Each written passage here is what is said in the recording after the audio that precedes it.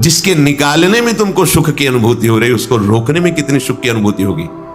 उन्मत्त हो जाओगे। बहुत जल्दी आपके सारे के सारे करण भगवदाकार होने लगेंगे यदि आप ब्रह्मचर्य का पालन करेंगे। शरीर स्वस्थ, हल्का, मन प्रसन्न, नींद आदि पर विजय, कितने गुण ही गुण। और ब्रह्मचर्यहीन आलस्य, प्रमाद, भोगों का चिंतन, मन का डिप्रेशन में पहुंचना, कमर में दर्द, टांगों में दर्द, सर में दर्द, घबराहट होना, बिना किसी कारण के मन भयभीत हो रहा है, भोजन अपच हो रहा है, बिना किसी प्रक्रिया के वीर्य नाश हो रहा है, बिना किसी प्रक्रिया के। काहे को मृत्यु स्वयं स्वीकार कर रहे हो? ये मृत्यु है। जब शरीर राग त्यागना है तो तुम शरीर से भोग भोगोगे तो आसक्ति शरीर की पुष्ट होगी, आसक्ति भोग सुख की पुष्ट होगी, है नहीं? कितने दिन शरीर रहेगा, कितने दिन भोग रहेंगे? विचारवान बनो। ब्रह्मचर्यम चरंती, ब्रह्मचर्य का पालन करो। उपासक जो ब्रह्मचारी होता है उसका खिला हुआ चेहरा रहता है, जैसे कमल खिला हुआ, बिना किसी कारण के उसकी मुख मुद्रा में प्रसन्नता होती है। जो ब्रह्मचर्यहीन होता है बुझा हुआ चेहरा होता है, तेजहीन, बिना किसी कारण के वो शोकग्रस्त लगता है। बैठा है, आपको लग रहा है शांत है, लेकिन आप चेहरे को देखो, वो एक शोकग्रस्त है, कुमलाया हुआ चेहरा, अशांत चेहरा, मुख प्रसन्न, तन तेज विराजा। यह है ब्रह्मचर्यम चरंती, भगवत आराधन संपन्न उपासक का। जैसे आग में पैर रखते हुए कोई चले तो कैसे चलेगा, ऐसे ही ब्रह्मचारी की पहचान है। इतनी स्फूर्ति उसके अंदर होती, जैसे आग में चलने वाला पूरा पैर नहीं रख पाएगा, अगला कदम रख देगा क्योंकि ताप लग रहा है, ऐसे उसकी स्फूर्ति होती पैरों में। उसकी आंखें एकाग्र रहती है, चंचलता इधर उधर या बार बार झपकना यह विषयी पुरुष का लक्षण, बार बार पलक झपकना यह विषयी पुरुष का लक्षण, इधर उधर ताक झांक, चंचलता, ऐसा बैठे तिनका तोड़ रहा है, पैर हिला, ये सब विषयी पुरुष के लक्षण है। ये तो बिल्कुल साधारण स्पष्ट दिखाई देता है आदमी विषयी है या ब्रह्मचारी है, एक सेकंड में लक्षण होते हैं। आपको जब भगवत मार्ग का अवसर मिला है तो गृहस्थ हो, संतान हो गई, ब्रह्मचर्य से रहो। नहीं चाहिए संतान तो भ्रूण हत्या, गर्भ हत्या जैसे महापाप करने की क्या जरूरत है? उसी वीर से संतान उत्पन्न होती है जिसको आप नष्ट कर रहे हो, जिसको आप ऐसे पानी में बहा रहे हो, व्यर्थ फेंक रहे हो, तो उसको भ्रूण हत्या का पाप लग रहा है, तो तुमको पुण्य लग रहा है, वीरपात कर रहे हो तुम। तुम्हें भी वही हत्या लग रही है क्योंकि उसमें वही जीवात्मा है जो मां के गर्भ में जाके बालक रूप धारण कर लेती है, उसको तुम नष्ट कर रहे हो।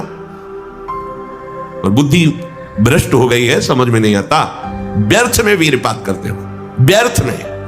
तुम्हारा भजन बनेगा, तुम अध्यात्म के योगी बनोगे, मजाक है अध्यात्म का मार्ग। होश में हो जाओ, ये मन के दुलार को बंद करो। जब तक इच्छा ही नहीं भगवत प्राप्ति की तो फिर तुम कैसे भगवत प्राप्ति कर पाओगे? भगवत प्राप्ति की इच्छा कैसे होगी जब तुम्हारी इस तरह से निंदनीय वृत्तियां हैं? इंद्रियों को दुलार कर रहे हो, मन को दुलार कर रहे हो, भगवत प्राप्ति चाहते हो, आचरण नीच और चाहते हो उच्च पदवी। सावधान हो जाओ। ब्रह्मचर्य बहुत बहुत आवश्यक है, सबके लिए आवश्यक है, स्त्री पुरुष सबके लिए आवश्यक है। आप उसको केवल भगवत प्राप्ति से ही मत समझिए। अरे जीना है तो ब्रह्मचर्य की आवश्यकता है, स्वस्थता की आवश्यकता है, प्रसन्नता की आवश्यकता नहीं। मरा हुआ जीवन, रोज सुबह शाम निकल रही, रोज जीवन जा रहा है, किस काम का जीवन? गया, गई रात्रि, गई दिन, गया, समय जा रहा है। तुम्हारा उद्देश्य क्या है? तुम्हारे हाथ क्या लग रहा है? क्या प्राप्त कर रहे हो? विचार ही नहीं रह गए, विवेक ही नहीं रहे, पशुवत बस ऊपर चमड़ी में सुंदरता का लेप करके और मलमूत्रों के भांड में प्रियता करके पूरा जन्म नष्ट कर देना। कैसी धिक्कारमयी बुद्धि हमारी है। जहां हमें मुक्त होना चाहिए वहां मांग क्या रहे? कोई बिरला ही मुक्त होना चाहता है, वो बिरला वही होता है वीतरागा, जिसका राग नष्ट हो गया है, वो वैराग्यवान चाह करता है भगवत प्राप्ति की। जो भगवत प्राप्ति की इच्छा रखता है और ब्रह्मचर्य का पालन करता है, उसकी इंद्रियां शांत हो जाती है। सिद्धांत समझो, खूब भगवत भजन करो, चाहे गृहस्थ हो चाहे विरक्त। संतान उत्पत्ति की आवश्यकता है तो ब्रह्मचर्य नष्ट करो, नहीं तो गृहस्थ में भी ब्रह्मचर्य रहा जा सकता है। हर समय थोड़ी तुम्हारे अंदर विकार रहता है। बहुत सात्विक गृहस्थ हमने दर्शन की, बहुत सात्विक, अब तो ऐसा देखना, सुनना, बोलना, खाना पीना हो गया है कि ब्रह्मचर्य तो एक स्वप्न जैसी बात है, कोई इसे धारण ही नहीं करना चाहता। उसका कुपरिणाम सब भोग रहे हैं, सब भोग रहे हैं। नई अवस्था है, पता नहीं चलता है कि इसका जीवन का क्या उद्देश्य है, जीवन क्या है, समझ में नहीं आ रहा। एक आदमी गंगा के किनारे शांत बैठा, गंगा की तरंगों में आनंद ले रहा था। उसका मित्र आया, ओ कैसे बैठे हो? शांत बैठे। अरे नहीं भाई, कुछ करना चाहिए। कुछ बोलो ना, कुछ करना चाहिए। करने से क्या होगा? कुछ करोगे तो पैसा मिलेगा। पैसे से क्या करेंगे? भोग सामग्री लेंगे। भोग सामग्री से क्या करेंगे? भोगेंगे। भोगने से क्या होगा? शांत हो जाएंगे। बोले तुम्हारी गलत बात है, भोगों से शांति तो प्राप्त नहीं होती। मैं अभी शांत बैठा हूं और तुम मुझे अशांति की प्रेरणा दे रहे हो कि कुछ करो, धन मिलेगा, उसे भोग मिलेगा और भोग के बाद शांति मिलेगी। ऐसा कभी हो ही नहीं सकता। भोगों के भोगने से अशांति और तृष्णा पैदा होती है।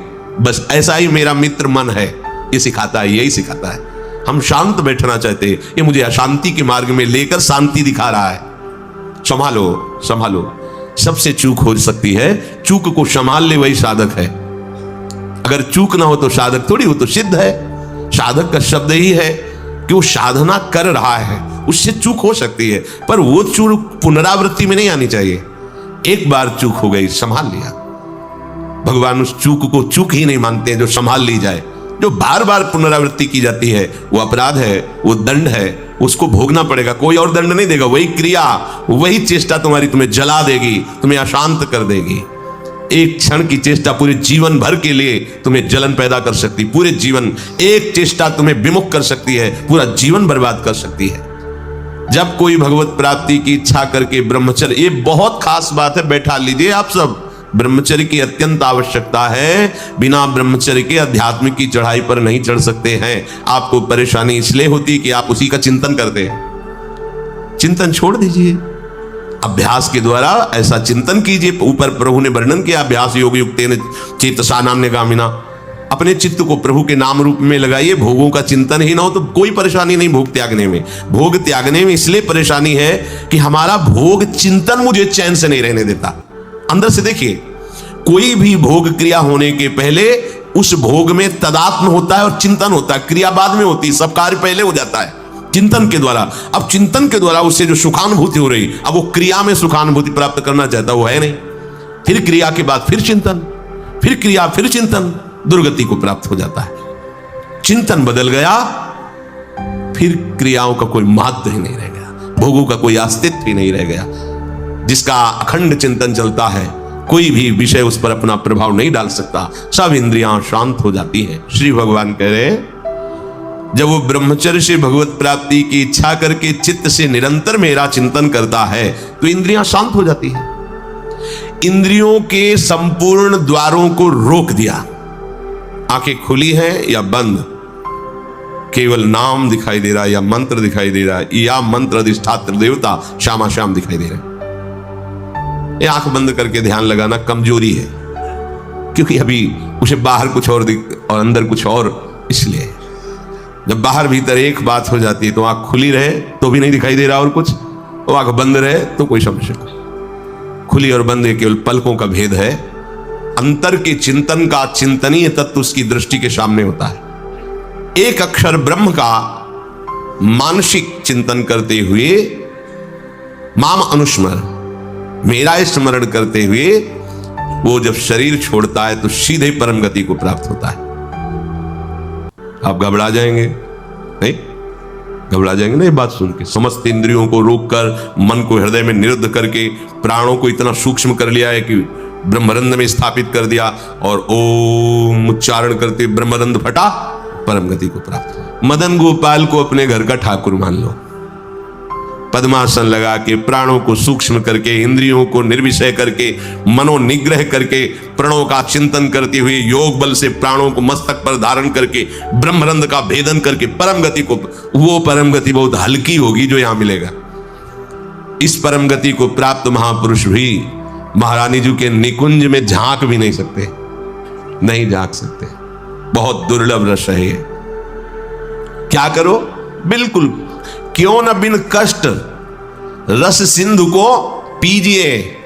परम गति यही तो है लालजू महाराज, और कौन है? यही परम पद है। यदि मदन गोपाल ठाकुर की सेवा की तो बिना कष्ट के परम गति, परम सुख तुम्हें वर्ण कर लेगा। सेवक सुख की चाह करे नहीं, सेवक सुख देने की चाह रखता है। भिक्षुक मान त्यागी होता है, बैरागी मान त्यागी होता है। सुंदर सुंदर फूलों की माला प्रभु के गले में धारण करवावे, सुंदर तिलक रचना करे। तिलक रचना और माला धारण करवाते समय यश क्यों ना भागे? जैसे आप श्री जी का श्रृंगार कर रहे हो तो आपको गुनगुनाना चाहिए अंदर। ब्रजनव तरुणी कदम्ब मुकुट मणि, श्यामा आजू बनी, नख शिखलो अंग अंग माधुरी, मोहे श्याम धनी। ब्रजनव तरुणी कदम्ब मुकुट मणि, श्यामा आजू बनी। पत्र भोग प्रभु के योग्य लगाओ। जो हमारे प्रभु नहीं पा सकते वो हम नहीं पा सकते, इसलिए प्रभु के योग्य भोग लगाओ। शास्त्र सम्मत, संत जन सम्मत जो प्रभु को भोग लगाने योग्य पदार्थ है वही भोग लगाना चाहिए। बहुत उद्दंडता सेवा में नहीं होते। प्राय प्रभु ने ही तो बनाया, प्याज लहसुन हम उसको भोग लगा देते हैं तो क्या है, उन्होंने तो बनाया है। हाँ, उन्होंने नरक भी बनाया है तो आपको घुमा देंगे तो क्या परेशानी होगी?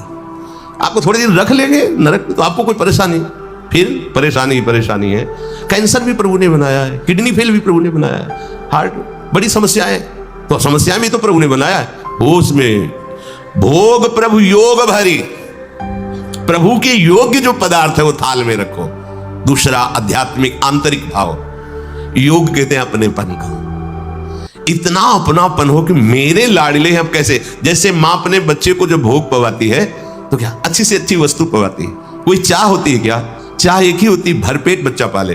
पूरा दूध खाली करो, खाली करो, नहीं खाली करोगे ना बाजार नहीं लिवा जाएंगे, तुम्हारे लिए वो चीज नहीं लाएंगे। फिर और अगर नहीं खा, एक थप्पड़ मारो पूरा। वो रोष प्रकट कर रही काय के लिए?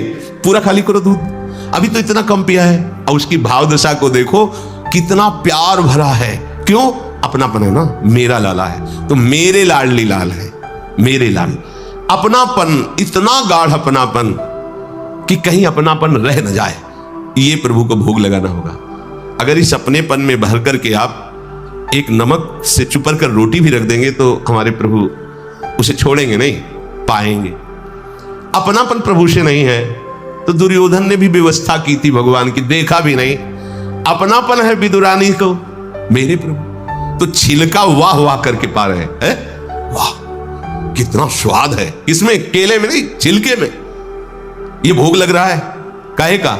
योग भरी, युक्त होकर, प्रभु में तदात्म होकर, प्रभु के प्रेम में डूबी विदुरानी। केले का छिलका दे रही, होश भी नहीं है। तो महाराज को भी, सर्वज्ञ प्रभु को भी होश नहीं। वो ये नहीं बोले कि अरे सुनो सुनो छिलका फेंको, ये गुदा हमें लाओ ना केला, ऐसा नहीं। वो भी मस्ती से विदुर जी पधारते हैं। अरे पगली ये क्या कह रही? प्रभु को छिलका छीन के गुदा दिया।